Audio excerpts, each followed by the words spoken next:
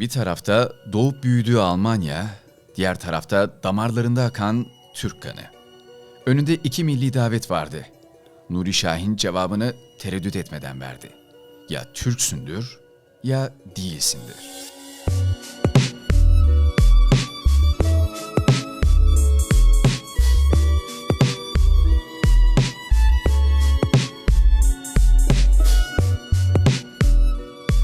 Milli takım tercih meselesi değil. Ya Türksündür ya değilsindir.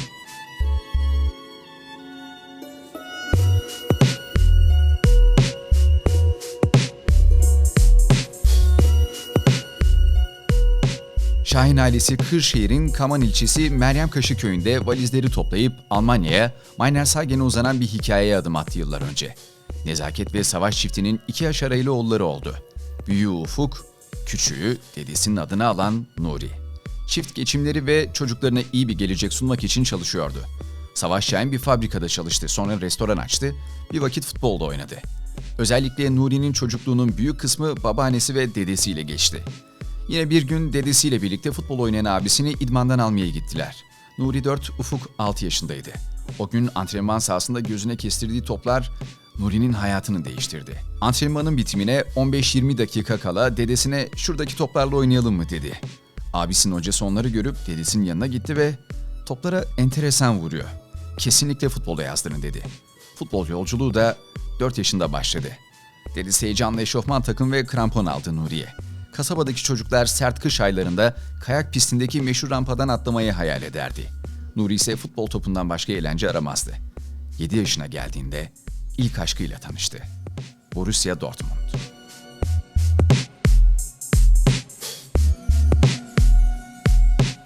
Nuri ilk kez 7 yaşında transfer etmek isteseler de idmanlara gitmesi için bir servis yoktu. 4 yıl boyunca Meinerzhagen'de oynamaya devam etti. Ama Dortmund küçük yeteneği bir kez gözüne kestirmişti. Sürekli ailesini aradılar, bilgi aldılar, antrenörleri Nuri'nin maçlarını izlemeye gönderdiler. 11 yaşına geldiğinde ise Sarı Duvar, Nuri'ye bir ailenin kapısı olarak açıldı. 100 top ve çok sayıda forma karşılığında kasaba takımından Dortmund'a transfer oldu. Sağ kenarında top toplarken takıma, tribüne, futbola daha da aşık oluyordu. 14 yaşında hayranı olduğu Zidane Real Madrid formasıyla gelmişti Dortmund'a. Zidane maçtan sonra hemen soyunma odasına gitti ve onu yakalayamadı. Başını kaldırınca bu kez karşısında fenomen Ronaldo'yu gördü. Heyecanla yanına gitti. Kariyer basamaklarına altyapıda hızla tırmanmaya başladı.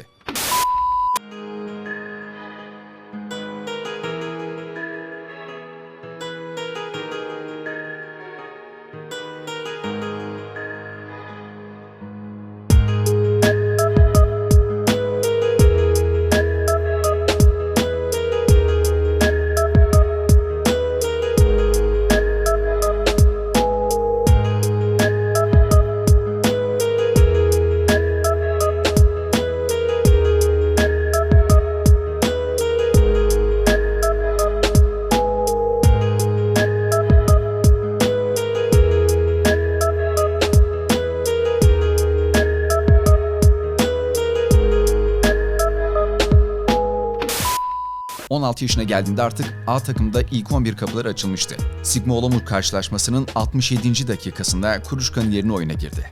Ve sonra sıra lige geldi. Bundesliga 1. haftası. Volkswagen Arena'da Wolfsburg Dortmund'u ağırlıyor. Dortmund'un Koller'de de Metzel'de Schmolerekli kadrosunda orta sahada Rosicki ve Kringel'in yanında 25 numaralı formasıyla Nuri sahaya çıkıyor ve 90 dakika oynuyor. Wolfsburg, 6. August 2005.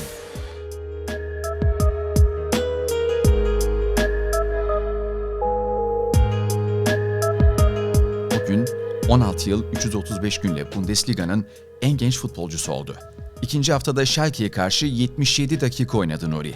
Artık herkesin dikkatini çekmişti ve önüne 2 milli forma geldi.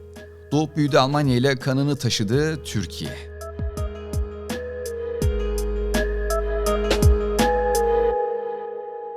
U15 milli takım için Almanya ile kampa katılmıştı ama içinde kendisini rahatsız eden bir şeyler vardı.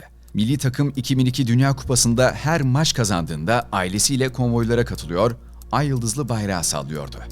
Almanya kampında daha fazla duramazdı. 2 gün sonra dedesini arayıp "Beni buradan alır mısın?" diyerek kamptan ayrıldı. Altyapı yıllarında Ay Yıldızı 10 numaralı formayla sırtına geçirmeye başladı.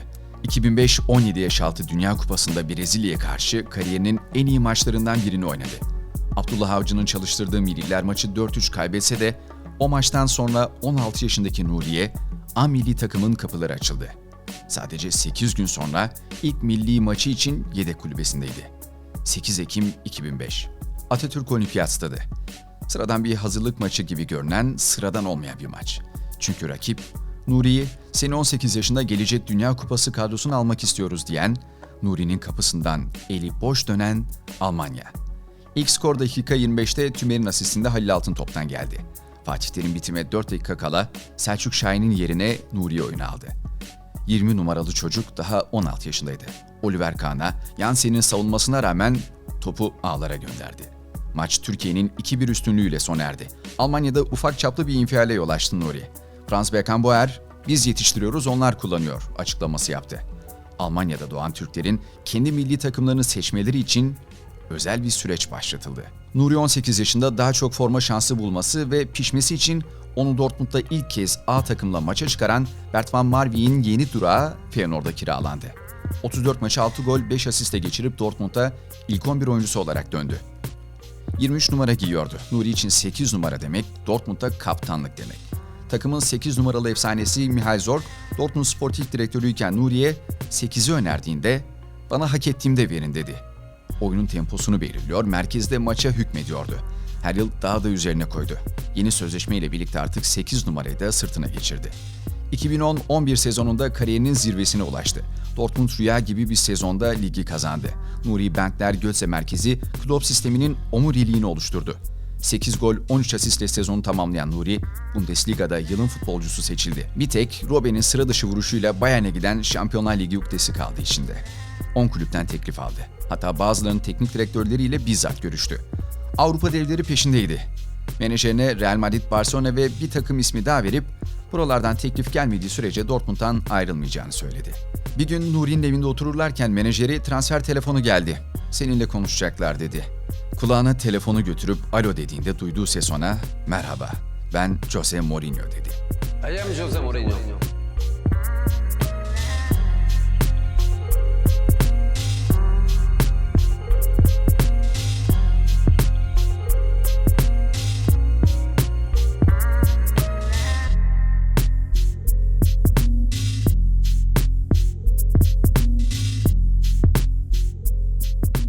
Nuri idollerinin takımı Real Madrid'e Mourinho'nun da kendisine gösterdiği büyük bir özenle imza attı. Kariyerinin en güzel günleri en talihsiz sakatlıklarıyla geçti. Dizi iç bağları futbol oynamasına izin vermiyordu. Madrid'de 10 maç oynadı. Kral Kupası'nda Ponferradina'ya karşı 1 gol 1 asist yaptı. Daha 22-23 yaşındaydı. İyileşmek ve oynamak istiyordu. Tabii ki sabırsızdı. İki taraf için de ukde dolu bir hoşçakalla Premier Lig'e Liverpool'a kiralandı. İngiltere'de fırtına gibi başladı. 9 güne 3 gol 3 asist sığdırdı. İlk Avrupa maçında Young Boys'a karşı Andre Wisdom'a asist yaptı. 6 gün sonra Karabağ Cup'ta West Bromwich'e 2-1'lik maçın 2 golünü attı. 3 gün sonra Premier Lig'de Norwich'e karşı 1 gol 2 asistle oynadı. Doğru yere yanlış zamanda gitmişti. Kötü günler geçiren Liverpool'da Brendan Rodgers'ın kalabalık orta saha rotasyonunda Steven Gerrard, Jordan Henderson, Joe Allen, Downing, Suso da merkezde görev alıyordu. Forma süresi azaldı. Yarım sezonda 12 maça çıktı. Liverpool sezonu 7. tamamladı. Liverpool o günlerde Dortmund'dan daha iyi bir takımda değildi. Onu bizzat arayıp çağıran da Klopp'tü. Mein Name ist Nuri Sahin, mein Club Borussia Dortmund.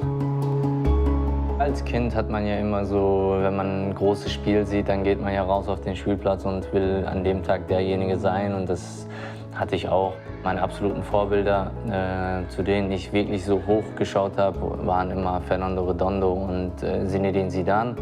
Das waren für mich die beiden Spieler, wo ich immer gedacht habe, wow, die möchte ich mal heute auf dem Spielplatz sein. So gut will ich mal irgendwann werden. Gegen Real Madrid war es so, als ich dann diese weißen Trikots gesehen habe, die Spieler gesehen habe, da war es für mich einfach egal, ob ich dann einen Ärger bekomme oder eine Strafe bekomme von unserem Ordner. Ich wollte unbedingt auf das Spielfeld und Kontakt einfach zu Zidane aufnehmen. Leider ist Zidane dann relativ zügig in die Kabine gegangen. Ja, und dann stand auf einmal Ronaldo vor mir und das war ein sehr großer Moment für mich. Ja. Der Traum wurde an diesem Tag sehr, sehr groß und ja, ja, wie soll ich das beschreiben? Dieser Mythos Real Madrid ist in meinen Augen an dem Tag so groß geworden. Das hat mich so fasziniert, dass ich natürlich das Ziel hatte, nach diesem Tag das Trikot dieses Vereins eines Tages tragen zu dürfen. In May 2011, Shaheen realised his dream and moved to the Spanish capital to play for Real Madrid. Für mich, auch wenn man denkt, Real Madrid, klar, das war die einfachste Entscheidung des Lebens. Ist auch für 99% der Fälle so, glaube ich, aber für mich war es wirklich schwer. Ich hätte für keinen Verein der Welt, hätte ich mir vorstellen können, den Verein zu verlassen. Ich habe die gleiche Rückennummer gehabt wie Zinedine Zidane. Ja, das gleiche Trikot an wie Redondo und das waren schon tolle Momente, auch wenn die nicht so lange waren. Angst nicht, aber klar ist so, man weiß nicht, wie man empfangen wird. Für mich war es wichtig, dass ich wieder in dem Umfeld Fußball spiele, was mich stark gemacht hat und wieder mit Freunden sozusagen zu kicken und wieder Teil dieser Familie zu sein, dieses Vereins zu sein und ja, für mich war es sehr, sehr wichtig und dafür bin ich sehr dankbar. Nuri düşünmeden bir kez daha yuvasına döndü. 4 yıl daha Dortmund'da oynadı. 274 maça çıkıp 26 gol, 49 asiste imza attı. 30 yaşında bir başka Bundesliga ekibi Werder Bremen'e gitti. O zaman bilmiyordu tabii ama bu da bir veda değildi. Er geç yuvasına dönecekti. Türkiye'de oynamadan futbolu bırakmak istemedi. Şampiyonluğu oynayan takımlardan transfer teklifleri alsa da Ali Şafak Öztürk onu ikna etti ve Antalyaspor forması giydi. Antalyaspor'da pek de güzel anılara sahip olmadığı Podolski ile takım arkadaşıydı. 15 Ekim 2010'da Köln'le Dortmund arasında oynanan maçta başladı husumet. Podolski beraberlik golünü attıktan sonra Nuri'nin yanına gidip Almanya'nın Türkiye'yi Berlin'de yendiği maça el hareketi ve 3 işaretiyle gönderme yaptı. Son saniyelerde ikili faul sonrası tartışmaya başladı. Podolski'nin küfüründen sonra kırmızı görmemek için ileri koşu yaptı Nuri. O esnada bir karambolde kendini bulup maç sonunda galibiyet getiren golü attı. Sevincini Podolski'nin önünde kayarak yaşadı. O günden sonra arkadaş olamazlardı. İkili Antalya'da komşuydu aynı zamanda. Çocukları birbirinin evine gidip gelse, eşleri arkadaş olsa da onlar sadece merhaba merhaba ile yetindi. Zaten Nuri'nin sahadaki günleri 50 maçta kalacak, yeni bir sayfa açılacaktı. Ersun Yanal ayrılığından 4 gün sonra yönetim Nuri Şahin'i takımı çalıştırması için aradı. Nuri düşündü. Futbolcu olarak daha ne yapabilirdin dedi kendisine. En büyük hayali Şampiyonlar Ligi'ni kazanabilir miydi ya da Dünya Kupası'na gidebilir miydi? Bunu artık futbolcu olarak değil, teknik direktör olarak yapabileceğini söyledi kendisine. 33 yaşında göreve geldi.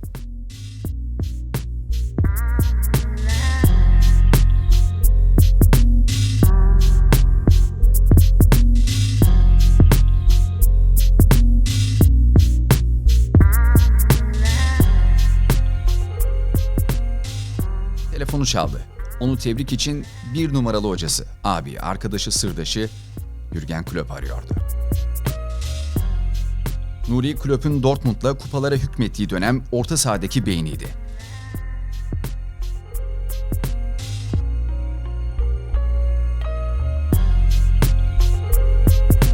Super dominant. Ja, du, der ist dir entgegengekommen, der hat einmal geguckt, der Puffer mit dem Ball über 3 Meter gespielt. Er war einfach dominant, du konntest ihn immer anspielen, immer gezeigt und so. İkili birbirlerinin gelişiminde sadece futbol değil, karakter olarak da yer etti. Beide Spieler kenne ich sehr gut. Mit Gökhan Inler bin ich ganz gut befreundet und beides für mich auch technisch sehr gute Spieler und auch wir spielen körperlich, auch wenn es bei mir vielleicht noch nicht so aussieht, aber ich freue mich auf solche Duelle einfach. Gökhan Inler ist für mich einer der Besten in Europa auf seiner Position und auf das Duell freue ich mich. Nuri baba olacağını ilk Klopp'e söyledi. Real Madrid'in teklifini de. Hatta Klopp ona hayır gitme kal değil, artılarına eksilerine bakalım. Bu daha iyiyse senin için en iyisini diliyorum diyecekti. Klopp onun yeteneklerine saygı duyuyordu. Nuri takımın penaltıcısı olmak istediğini söyleyince ona bu görevi seve seve verdi. Ligde, Avrupa'da derken Nuri peş peşe penaltı gollerini sıralamaya başladı. Ta ki Hoffenheim maçına kadar. Yine penaltı golünü atmış seviniyordu. Hakem penaltıyı tekrar ettirdi ve talih tam tersine döndü. Önce tekrar edilen penaltıyı kaçırdı. Birkaç hafta sonra yine kaçırdı. Eşi Tuğba Şahin'in doğum günü 19 Mart'ta bir penaltıda daha bu kez eşine armağan etmek için topun başına geçti. Yine kaçırdı. Hannover'e karşı Klopp şanssızlığını atması için yine Nuri'nin vurmasını istedi. Ve Nuri üst üste 4. kez penaltıdan yararlanamadı. Maç sonunda soyunma odasında Nuri'ye gülerek, "Nuri, kendine de, ailene de, eşine de, bize de iyilik yap ve penaltı kullanmayı bırak," dedi. Nuri Şahin antrenörlüğe ilk adımlarını Madrid'de attığından habersizdi. Ronaldo, Ramos ve Mourinho'nun bağıra çağıra maçı tartışıp kavga ettiği anlarda, o günlerde hareketsiz kalıp o anları izlerken, gelecekte yöneteceği yıldızlarla nasıl iletişim kuracağı yönündeki notları da yazıyordu aklına. 2015'teki ağır sakatlığında ise teknik direktör olmayı tamamen kafasına koydu. 33 yaşında devraldığı Antalyaspor düşme hattına yakın noktadaydı. Hatta Klopp ona, "Emin misin riskli bir başlangıç?" dediğinde, "Sezon sonunda göreceksin," demişti. Kendisini hep geliştirmiş, bundan sonra da geliştirmeye devam edecekti. 11 yaşında Dortmund'da ilk kez Fransa'ya gittiğinde diğer futbolcularla konuşa konuşa İngilizce öğrenmeye başlamıştı. Feyenoord'da hiçbir eğitim almadan Felemenkçe'yi akıcı şekilde konuşmayı öğrendi. Dortmund'da takımdaki Arjantinlilerle ve Brezilyalı oyuncuların tercümanlarıyla İspanyolca konuşuluyordu. İdman aralarında takımdaki arkadaşlarıyla ders görmeye başladı. Eşiyle de ders aldı. Madrid'de haftada 5 gün gördüğü İspanyolca dersleriyle bu dili de öğrendi. 2018 yılında Amerika'ya giderek Harvard Üniversitesi'nde spor ve medya işletmeciliği programını tamamladı. Teknik adamlıkta da çok şey öğrenecekti. Uyku koçu, taç ve korner antrenörü getirdi. Soyunma odasında takımın hem aklına hem kalbine girdi. 14 maçta yenilgi yüzü görmedi. 55 yıllık kulüp tarihinin en uzun yenilmezlik rekorunu kırarak tarihe geçti. Antalyaspor'u 92 maç çalıştırıp 1.49 puan ortalaması yakaladı, takımı üst sıralara taşıdı. Ve Dortmund'dan bir kez daha yuvaya dönüş mesajı geldi. Top toplayıcı Nuri, futbolcu Nuri, şimdi antrenör Nuri olacak, seneye de takımı devralacaktı. Zaten Dortmund'da bağ hiç kopmamıştı. En genç oyuncu rekorunu kıran Moukoko bile sürekli Nuri'yi arıyor, ilk maç heyecanı, soyunma odası atmosferi, markalarla anlaşma süreçleri hakkında birçok konuyu Nuri'ye soruyordu. Terzic'le yarım sezonluk birlikteliğinde Şampiyonlar Ligi finali yaşadı. Nuri Şahin için şimdi evinde, yuvasında, ilk aşkında kendi hikayesini yazma zamanı. You better believe that I can do this the hardest. Run through raps and attack fake miners. Drop 16 on a deep grind beat. Freestyle the floor, give it away for free. Conflicted from an early age. I was told I couldn't rap and now I'm ready for the stage. Told I wouldn't make it but now I'm getting paid. What the fuck is a job when I'm treated like a slave with this minimum wage? I don't need it, keep it, I am my own man. Eat it, sleep it, raps in my blood, hip hop is in my heart. But I'm jumping on the grind beat, I gotta expand the fan base. Expand my mind, I tried everything else but I'm wasting my time. Wasting away, my time could be taken away. Breaking away, believe I gotta make it stay. Cause another time's coming when I'll hang up the mic. It's like I've gone 12 rounds and I still lost the fight. Spectators shouting quick, they were probably right. Little did they know, writing rhymes, this is my life. Every track that I put out took me months to make. So many bullshit messages, a bullshit fake. I can make up a rhyme like skibbity-doo bop. I switch up some words and drop it like it's proper. Then wait for the kids, conflicts getting hard. I'm down for the audience, my people who follow. I can drop a couple of comments, get a couple of plays. Build up my audience, reciprocal praise. Download a ton of my tracks to bump my stats. But seriously, what the fuck is the point in that? So just when you think you figure my flow out, I switch things up and I slow my flow down. Let me talk to you, it's time to open up and tell the world the truth. I'm a man who acts like a youth, writes down his thoughts and shares his views. Rocks a cat back when he's all alone, so much time in the studio he calls it home. The time's gonna come when this is all gonna change, but until that time, only one track away.